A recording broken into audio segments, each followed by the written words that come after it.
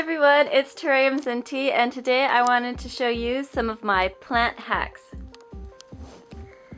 So the first one I'm going to show you is a hack that I learned just from watching other YouTube channels, and it is recycling plastic containers. So if you have a cup, like I have this Starbucks cup, I was going to throw it in the trash, but it's clear and it was the right size for this plant.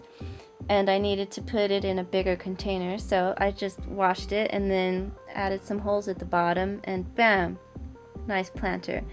And this one is made from an ice cream tub, which took a long time to get through because we do not eat a lot of ice cream. I just wash it and then I add holes throughout, and especially at the bottom I added a lot of holes. I was able to like customize this container for my plant, and because this plant has very shallow roots, it works out perfectly for it. Next on my list is using the old sushi containers as trays. So instead of going to a gardening center and spending money on trays, just wash your old sushi containers when you do have sushi, and they look much prettier than the containers you get at the gardening center, and you can throw them away and they're free if you know, they're free. Just keep them. Save money. Alright, over here I'm going to show you, it's not quite a terrarium, but it's an old jar. It's also clear.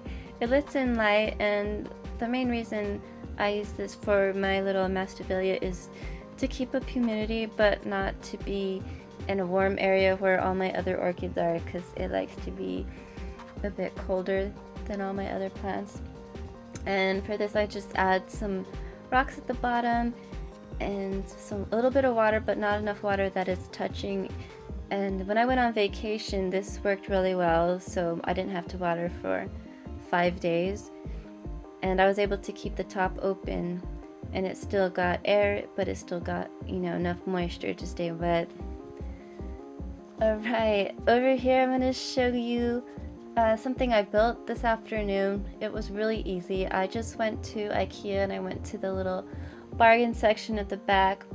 I found a piece of wood that was about the same size as my windowsill, and I drilled some holes in it. I added a shelf bracket to it, not quite in the middle but off to the side.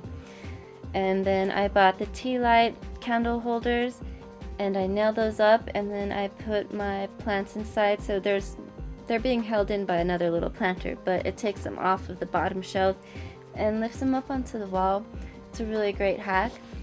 And my last hack I haven't done yet, but I hope I will. I bought this fruit bowl from the Tiger Shop, but I'm sure you can find something similar.